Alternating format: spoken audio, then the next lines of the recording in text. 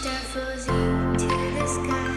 The summer was alive, going to the end of time. I can see the daylight. Hello friends, welcome back to my channel life and living with Priyanka. उम्मीद करती हूँ आप बहुत अच्छे होगे। तो start हो रहा है मेरा व्लॉग मॉर्निंग से ही। तो मॉर्निंग में मौसम बहुत अच्छा हो रहा था और बच्चों ने डिमांड करी। अब बच्चों की वेकेशन हो गई है स्टार्ट, तो कुछ ना कुछ उनकी डिमांड चलती ही रहती है और डिमांड उनकी इतनी बढ़ गई है ना, मुझे डेली किचन में कुछ ना कुछ उनके लिए स्पेशल बनाना ही पड़ता है। तो आज फिर से बोले मम्मा कि कुछ अच्छा बना दो और पोटैटो की कोई रेसिपी बना दो। तो मैं बना रही हूँ उनके लिए गार्लिक पोटैटो। और लिटरली ये वाली रेसिपी है ना, अगर आप बनाओगे, आप बना के बच्चों को खिला दोगे ना एक बार, बार बार उनकी डिमांड बढ़ेगी और बार बार आपसे मांगेंगे ये वाली रेसिपी। आप मकैन को भी फेल करती है, ये बहुत ज़्यादा टेस्टी लगते हैं।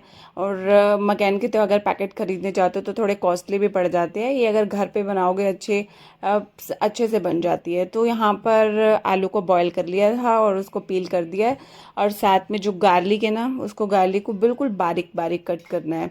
और यहाँ ना पोटैटो में चेक कर रही थी, बॉयल करने के बाद उसके छिलके ना अच्छे से उतरे नहीं थे, तो बस यहाँ पर फिर वही अच्छे से मैंने इसको निकाल दिए थे। कई बार पोटैटो ऐसे ही आ जाते हैं ना कि उसके बॉयल करने के बाद छिलके उतारते हैं तब भी अच्छे से निकलते नहीं हैं। तो बस यहाँ पर अच्छे से इसको मैश कर देना है।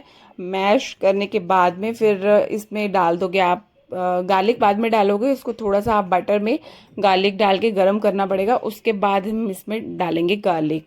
तो बस फिर यहाँ पर मैंने पैन रख लिया है। पैन में 2 चम्मच बटर डालो, आप चाहे घी डालो, वैसे बटर डालो तो ज़्यादा टेस्ट आएगा। बटर गार्लिक एक तरह का ना अलग से फ्लेवर आता है, आपको पता है गार्लिक बटर ब्रेड भी बहुत अच्छा बनता है। तो बस यहाँ पर गार्लिक को बहुत ज़्यादा लाल नहीं होने देना है, आपको ब्राउन नहीं होने देना, हल्का सा बस ये रोस्ट गर्म हो जाए बस। और उसके बाद फ्लेम बंद करके आप जो पोटैटो मैश किए हुए हैं ना उसमें ऐड कर देना। लिटरली बहुत ज़्यादा यम्मी बनती है ये रेसिपी ना, मतलब कोई भी खा सकता है। और बच्चों को, अगर कुछ बच्चे ऐसे होते हैं कि नहीं, कुछ ऐसा चूजी होते हैं ना कि कुछ ये नहीं खाना वो नहीं खाना, लिटरली अगर ये बना के खिलाओगे ना तो वो ज़रूर खा लेंगे। बस उसमें जब हमने गार्लिक वगैरह ऐड कर लिया था तो अब हम इसमें ऐड कर देंगे और मसाले, जस्ट लाइक सोल्ट है, ब्लैक पेपर है। ब्लैक पेपर जरूर ऐड करना, इसका टेस्ट भी बहुत अच्छा आता है। ऑरिगेनो, चिल्ली फ्लेक्स, ये जो रहता है उसमें हमारा चाइनीज़ डिश में ये रह जाएगा। इसमें चिल्ली फ्लेक्स और ऑरिगेनो मस्ट ऐड करना, क्योंकि इसी से ही उसका फ्लेवर बहुत अच्छा आएगा। तो बस यहाँ पर चिल्ली फ्लेक, ऑरिगेनो, नमक और इन पोटैटो को अच्छे से मैंने मिक्स करके एक उसको बैटर की फॉर्म में बनाना है। और बैटर की फॉर्म तभी बनेगा, बैटर नहीं सॉरी, एक जैसे हम डव हो जाता है ना, डव की फॉर्म में बनाता है, और डव तभी बनेगा जब हम इसमें ब्रेड क्रम्स ऐड कर देंगे। तो मेरे पास ब्रेड क्रम्स पड़े थे, अगर नहीं है तो आपके पास अगर ब्रेड के पीसेस भी है ना तो उसको आप मिक्सी में चला के इसमें मैश कर देना, वो तब भी डव बन जाएगा। तो इस तरह से जो आप देख रहे हो ना, एक डव की शेप आ जाएगी। और ऐसे मेरे पास 2 बड़े बड़े रोल बन गए थे। फिर इनको अच्छे से रोल बना के और इनको अच्छे से, जो पेपर होता है, फूड पेपर होता है, कोई भी फूड पेपर में अच्छे से इनको रैप करना होता है। और आधे घंटे के लिए इनको फ्रिज में रखना होता है, फ्रीज के रेफ्रिजरेटर में रखना होता है।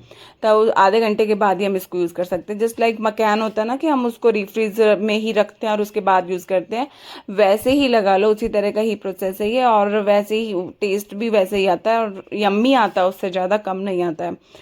और कितना सस्ते में बन के घर पे रेडी हो जाएंगे और हमें ये भी हेल्प वो होगा कि मन में सेटिस्फेक्शन कि हमने बच्चों को घर का ही खिलाया है। हाँ ठीक है, फ्राइड फूड है, अगर आप चाहो तो इसको एयर फ्रायर में भी कर सकते हो फ्राई, लेकिन मेरे पास एयर फ्रायर नहीं है तो मैंने इसको डीप फ्राई ही किया था। और बट ये है कि हमें ये सेटिस्फेक्शन रहता है कि घर का है। बस उसके बाद मैंने इसको आधे घंटे के लिए रेफ्रिजरेटर में रख दिया था। और आधे घंटे के बाद फिर मैं इसको डीप फ्राई करूँगी और उसके बाद में ये क्रिस्पी क्रिस्पी बन जाएंगे। अगर पहले ही आप इसको फ्राई करते हो ना तो वो आलू टूट जाएगा, इसलिए इसको रेफ्रिजरेटर में ज़रूरी रखना ही पड़ता है। बस यहाँ पर मैंने कढ़ाई चढ़ा दी है गैस पे, लेकिन अभी ना उसमें ऑयल नहीं डाला, क्योंकि थोड़ी कढ़ाई का रहता है ना, कई बार पानी वानी हो तो छीटा वगैरह गरम गरम वो फिर उछलता है ऑयल। तो बस इस कढ़ाई गर्म हो रही है, तब तक मैं रैप में से निकाल रही थी इसको। बहुत आराम से निकालना है, ऐसे नहीं कि टूट जाइए। वैसे टूटेगा नहीं क्योंकि रिफ्रीज किया हुआ है ना, तो अच्छे से वो फ्रोज हो जाता है, एक तरह से फ्रोजन आइटम हो जाती है, तो टूटता तो नहीं है, लेकिन फिर भी रैप से आप इसको अच्छे से निकालना। आप चाहो तो जैसी मर्जी आप इसको शेप दे सकते हो, चाहे आप इसको स्क्वायर की शेप दो, ओवल की शेप दो, रेक्टेंगल की शेप दो, ट्रायंगल की शेप दो, किस तरह से मर्जी शेप दो। मैं तो इस तरह की ओवल शेप दे रही हूँ। ये ओवल शेप मेरे बच्चों को बहुत पसंद आती है, तो वो इस तरह की गार्लिक पोटैटो वगैरह मार्केट में भी मिलते हैं। जब हम कहीं जाते हैं, मैकडी वगैरह में जाते हैं, तब वो इस तरह की शेप्स वाले हमें मिलते हैं साथ में। और इस तरह की मैंने कुछ एक ऐसे रेक्टेंगल भी बना रही थी, अलग अलग शेप के बना रही थी, लेकिन बच्चों ने बोला नहीं मम्मा की ओवल ही चाहिए, तो फिर मैंने ओवल शेप बना ली। तो साथ में एक बॉल ले लेंगे और उसमें डाल देंगे हम कॉर्न स्टार्च डालेंगे। कॉर्न स्टार्च इसलिए डालेंगे क्योंकि इसमें इसकी एक स्लरी बना लेंगे, क्योंकि अब हमें इसे फ्राई करना है ना, तो कॉट करना पड़ेगा हमें इसको ब्रेड क्रम्ब से, ताकि क्रिस्पी बने। और उससे पहले हम इसको कॉर्न स्टार्च में इसको अच्छे से रोल कर देंगे और उसके बाद ब्रेड क्रम्ब से अच्छे से इसको कॉट कर देंगे, तभी ये क्रिस्पी बनेगा और बहुत टेस्टी तभी बनेगा। इसका कलर भी जो ब्राउन ब्राउन येलोइश आता है ना, वो इस ब्रेड क्रम्ब्स की वजह से ही आता है, क्योंकि अकेला पोटैटो आप फ्राई करते हो तो उस तरह से वो नहीं आएगा ना कलर, तो ये ब्रेड क्रम्ब से ही उसका कलर आता है। ब्रेड क्रम्ब्स ब्राउन ब्रेड का भी हो सकता है और वाइट ब्रेड का भी हो सकता है। मेरे पास वाइट ब्रेड का पड़ा था तो मैंने वही यूज़ करा। अगर आप और भी हेल्दी वे में जाना चाहते हो तो आप ब्राउन ब्रेड का भी ब्रेड क्रम्ब्स ले सकते हो, मार्केट में इजीली अवेलेबल होता है। तो बस यहाँ देखो मैं कॉट कर रही थी, इसको दिखा रही हूँ। अच्छे से कॉट करना ताकि फ्राई करते टाइम ये इसके जो क्रिस्पी बने, नहीं तो अदरवाइज़ अगर आप थोड़ा सा भी कॉट करने को रह गया ना, तो वो फटने का डर रहेगा, आलू अलग हो जाएगा। मेरा तो एक भी नहीं फटा था और बहुत यम्मी, बहुत ज़्यादा टेस्टी बने थे। तो एक एक करके यहाँ पर मैंने कर लिए थे सारे, इसको कॉट कर लिए थे। और आज वेदर लिटरली बहुत ज़्यादा अच्छा है, और इस तरह की जब वेदर में ऐसी चीज़ें बनाई जाती है ना, तो खाने में भी अच्छी लगती हैं और किचन में काम करना में भी इतना बुरा नहीं लगता है, क्योंकि अगर गर्मी में ये बनाओ तो ये सब बनता नहीं है। और समर वेकेशन में तो आपको पता ही है, बच्चों को कुछ ना कुछ यम्मी एक्स्ट्रा चीज़ें चाहिए ही मंचिंग के लिए। तो छुटपुट से अभी मेरा तो ये हो रहा है कि मैं वही बोल रही हूँ कि मेरे तो बच्चों की डिमांड पूरी बढ़ चुकी है, कुछ ना कुछ मुझे बोलते ही रहते हैं, कुकिंग के लिए करवाते ही रहते हैं। तो मेरा तो यही चल रहा है अभी किचन में, वन टाइम इनके लिए कुछ ना कुछ मुझे बनाना ही पड़ता है। तो एक रेसिपी ये है, आप अगर आपके बच्चे भी इस तरह से उनकी डिमांड बढ़ रही है, कुछ ना कुछ उनको चाहिए मंचिंग के लिए, तो आप ये बना कर दे सकते हो। गार्लिक पोटैटो बहुत ज़्यादा यम्मी और बहुत टेस्टी बनते हैं। तो बस यहाँ पर ये बच्चे वेट ही कर रहे हैं टेबल पर कि कब बनेगा, कब लाओगे। तो बस यहाँ छोटे वाले बेटे को मैं दे रही थी और बड़े वाले बेटे को भी बुला रही थी कि तुम भी आ जाओ और तुम भी खा लो और अपना स्नैक एंजॉय करो। इनको अभी ब्रेकफास्ट में ना पराठा वगैरह नहीं चाहिए, अब इस तरह की कोई ना कोई चीज़ें चाहिए। और यहाँ पर अभी IPL चल रहे हैं, तो बड़े वाला बेटा वो तो बस IPL देखने का बहुत ज़्यादा शौकीन है। मुझे न्यूज़ नहीं देखने को मिलती है, इवन मेरी सीरीज़ देखने को नहीं मिलती है, बस ये रात में हमें ये सुबह से शाम ये IPL ही देखने को मिलता है, ये तो रिपीट भी होता रहता है। बस काम वाम मेरा सब हो गया था, फिर मैंने ले लिया था शावर और फिर मैं आ गई थी अपने ड्रेसिंग एरिया में। और बस अपना सेल्फ़ केयर तो बनता ही है, क्योंकि छुट्टियां हैं, इसका मतलब ये नहीं है कि हम अपने आप को ग्रूम नहीं करें। हाँ बस ठीक है, जो जिसमें नाइट वेयर में रह रहे हैं तो उसमें ही रह जाएं फुल टाइम, अपने आप को भी ग्रूम करना बनता ही है। कॉन्फिडेंस, सेल्फ कॉन्फिडेंस भी तभी आता है जब आप डे में कुछ अच्छे कपड़े पहन लेते हो, अपने आप की थोड़ी केयर कर लेते हो, कॉम कर लेते हो, कुछ अपनी स्किन केयर कर लेते हो। इससे थोड़ा सा हमें सेल्फ कॉन्फिडेंस आ जाता है, और होना भी चाहिए। और गृहिणी को होता क्या है, वो किचन में ही पूरा दिन लगी रहती है, घर के काम तो कभी ख़त्म होंगे ही नहीं और वो सब चीज़ें तो चलती रहेंगी, लेकिन आपको अपने लिए थोड़ा सा टाइम निकाल के सेल्फ केयर करने की ज़रूरत होती है। चाहे आप किस तरह से ले सकते हो, अगर जैसे जस्ट लाइक आप पेडिक्योर मैनिक्योर घर पे कर सकते हो, हेयर मास्क बना के कुछ भी लगा सकते हो, तो इस तरह से छोटी छोटी चीज़ें आप अपने आप को पैम्पर कर सकती हैं। तो गृहिणी के लिए भी ये टिप है कि मैं बोलूँगी समर वेकेशन में अपना ये नहीं कि लगे ही रहो, कुछ ना कुछ अपनी सेल्फ केयर करने की बहुत ज़्यादा ज़रूरत है, तो करना ही चाहिए। बस यहाँ पर मैंने थोड़ा सा अपना सेल्फ केयर किया और उसके बाद में आज मैं अपने ना लिविंग एरिया को बहुत अच्छे से करने वाली हूँ सेट, और शॉपिंग दिखाने वाली हूँ कि मैं क्या क्या लेकर आई हूँ, और अपने लिविंग एरिया को मैं एरिया बिल्कुल चेंज करने वाली हूँ। तो बताना आपको कैसा लगा। तो यहाँ मैंने ना कुछ सोफ़ा कवर्स और ये सब चीज़ें लिए थी और बिल्कुल मेरे इंटीरियर के साथ मैच करती हुई। तो मैं अभी फ्रेंड्स बहुत दिन हो गए मुझे ये अपने सोफ़ा के कवर लगाए हुए, बीच बीच में से थोड़ा चेंज करते रहो ना तो खुद को भी अच्छा लगता है। तो मैं ना न्यू सोफ़ा कवर लेकर आई हूँ। लिविंग का थोड़ा सा अभी जो डेकोरेशन है वो थोड़ा चेंज करते हैं। मैंने कुशन कवर भी अभी चेंज करूँगी, वो भी नए लाई हूँ। टेबल जो क्लॉथ है वो भी नया लाई हूँ। एक्चुअली सब मैं मैच करके लेकर आई हूँ। तो लिविंग एरिया को आज करते हैं हम ऑर्गेनाइज। पहले मैं आपको दिखा देती हूँ किस तरह के, फिर उसके बाद लगाएंगे। देखो ये कपड़ा स्वेट ही कपड़ा है जो आजकल चला हुआ है, बहुत प्यारा है। और यही चला हुआ है जो सोफे पे बिल्कुल फिट हो जाता है, इधर उधर खिसकता नहीं है। क्योंकि ना अगर हम ऐसे कपड़ा लेते हैं ना जो इधर उधर खिसकता है तो वो फिर बच्चे होते हैं घर में तो फिर वो सही नहीं जमता। तो मैं इस तरह का ही लेकर आई हूँ। ये पूरा पीसेज है। अब इसको मुझे कट करके लगाने पड़ेंगे, खुद से कट करनी पड़ेंगी क्योंकि ये 20 पीसेज का मैं लेकर आई हूँ। ये आप देख सकते हो, अभी लगाऊंगी तब दिख ही जाएंगे। लेकिन ये फ्लोरल प्रिंट है बीच में और इस तरह से कॉफी है, वाइट है और येलोइश है। एक्चुअली मेरा जो इंटीरियर है ना उसके भी मैच कर रहा है अकॉर्डिंग। और ये भी वही है, वो 10 पीस का, 10 पीस का 20 पीस है टोटल। और ये कुशन कवर ये भी अभी लगाएंगे तो ये बिल्कुल मैच करते हुए कुशन कवर। और ये लिया था मैंने एक टेबल क्लॉथ, ये भी मतलब बाय चांस बिल्कुल मैचिंग का मिल गया। मुझे तो चाहिए था वैसे चेयर का चाहिए था, लेकिन चेयर से भी ये मिलता जुलता ही है, चल जाएगा। और ये वुड से भी, यहाँ से भी, इंटीरियर से भी मिल ही रहा है, चल जाएगा। लगा के देखते हैं अभी, और अभी डेकोरेट करेंगे तो पता चल ही जाएगा। बहुत दिन हो गए मुझे सोचते सोचते कि अभी कवर चेंज करने हैं। और भी है मेरे पास में येलो कवर है, वो शायद मेरे किसी व्यूअर ने पूछा भी था कि वो अपने कहाँ से परचेज करे थे। जो मैंने लास्ट सोफा कवर इससे पहले बना रखे थे, सोफा पे बिछा रखे थे, वो मेरे मम्मी ने एक्चुअली मतलब बनाए हुए थे, कस्टमाइज थे और बहुत प्यारे लगते हैं। तो मैं मतलब जब कोई दिवाली या ऐसा कोई फंक्शन होता है ना मैं तब उसको बिछाती हूँ, बहुत प्यारे लगते हैं। तो अभी मतलब मोस्ट ऑफ तो मेरे यही बिछे रहते हैं। एक और है वो मुझे इतना पसंद नहीं है तो ज़्यादा तो यही बिछा के रखती हूँ। वो किसी फंक्शन पे येलो वाला तभी बिछाती हूँ।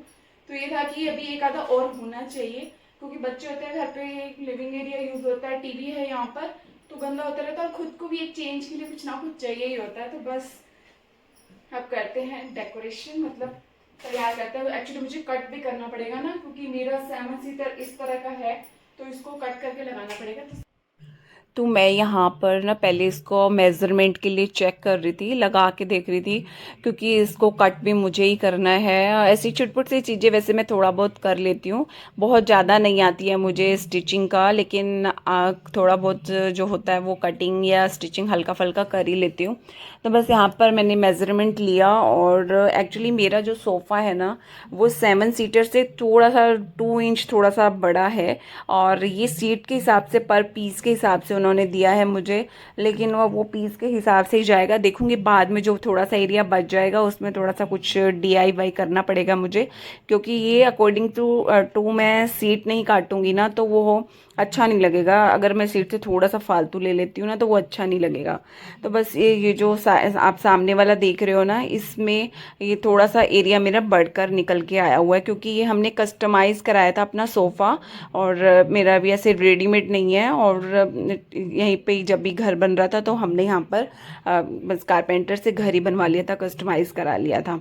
तो उस तरह से ही वैसे ही बनवाना पड़ता है। और यहाँ फिर जब सारे में कवर वगैरह यहाँ निकाल रही थी तो सोच रही थी कि ब्रश की हेल्प से इसको एक बार क्लीन कर दूँ। वैसे तो मेरा डेली हो ही जाता है क्लीन, तो मैं रखती हूँ, कई बार वैक्यूम लगा ही देती हूँ, लेकिन फिर भी बनता ही है कि अब जब हम नए अब डाल रहे हैं यहाँ पर कवर तो एक बार थोड़ा सा मैं ब्रश की हेल्प से क्लीन कर दूँ। तो इसको क्लीन कर दिया था फिर मैंने। और ये जो मेरे हाथ में आया ये टेबल क्लॉथ है, टेबल क्लॉथ भी मैंने लिया, भी आपको मैंने बताया है, वो भी रख मतलब पूरा मेरा लिविंग एरिया इसको करने के बाद में एक अच्छा सा चेंज लग रहा था और मुझे तो बहुत अच्छा लगा। तो यहाँ बस यहाँ इधर लगा के देख रही थी, आप देख सकते हो यहाँ थोड़ा सा जो बॉर्डर है थोड़ा सा बच गया है यहाँ पर क्योंकि 3 सीटर से थोड़ा सा फालतू है ये वाला एरिया। यहाँ पर देखूंगी कुछ DIY मुझे कुछ करना पड़ेगा, लेकिन कट तो मुझे 3 पीस का 3 सीट का ही करना पड़ेगा। हालांकि मैं 20 पीस का लाई हूँ, मेरे अंदर बेडरूम में भी एक कॉच रखा है उसमें भी 2 पीसेस का वहाँ पर भी चढ़ जाएगा, ये भी कवर पूरा कंप्लीट हो जाएगा, बच भी जाएगा। तो देखती हूँ उसका क्या करना है, यहाँ पर कुछ ना कुछ DIY बाद में करूँगी। अभी तो जस्ट सीट के हिसाब से मैंने यहाँ पे कटिंग कर ली थी।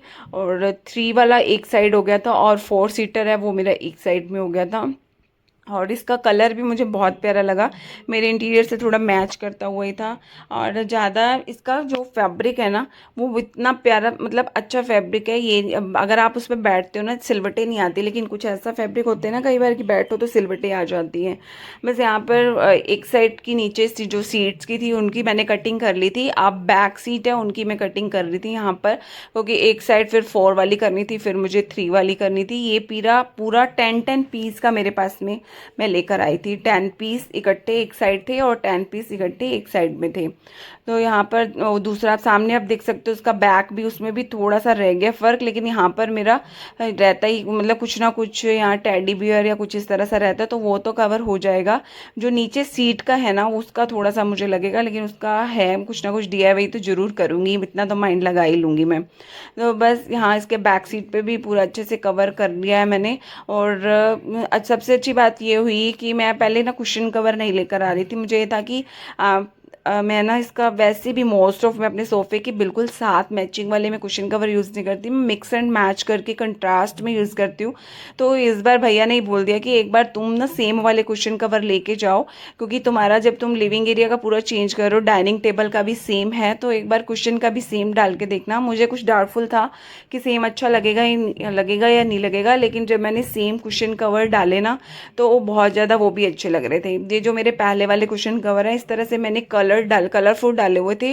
सोफ़ा कवर मेरा अलग था और कलरफुल मेरे कुशन थे, तो फॉर ए चेंज कुछ चेंज भी तो करना ही चाहिए। तो इस तरह का चेंज मैंने किया, तो कुशन कवर भी साथ सेम। भैया के इंसिस्ट करने पे मैं ये लेकर आई कि मुझे था कि चलो कोई नहीं ये भी ट्राई कर लेते, क्योंकि मुझे कुशन कवर तो लेने ही पड़ेंगे इसके साथ में। हाँ, थोड़ा कंट्रास्ट अगर करना भी होगा तो 1-2 कुशन और इसमें हम ऐड कर सकते हैं, सेम जो मैचिंग वाले कुशन है वो, और प्लस में कुछ और हम वाइट कलर के इस तरह के कोई हम मिक्स एंड मैच कर सकते हैं। कॉटन के मुझे बहुत पसंद आते हैं कुशन कवर, तो इसका फैब्रिक भी बहुत अच्छा था कुशन कवर का। सेम जैसे सोफ़ा कवर का फैब्रिक था ना वैसे ही सेम कुशन कवर का ही फैब्रिक था।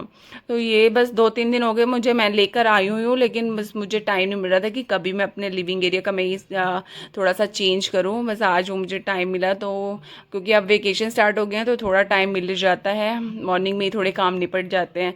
तो यहाँ पे देखो आप कुशन कवर भी सेम वाले हैं, बताना आप मुझे कमेंट करके सेम वाले कैसे लग रहे हैं। मुझे तो अच्छे लगे हैं, बाकी आप बताना कि सेम वाले कुशन कवर सोफ़ा कवर के साथ में कैसे लग रहे हैं।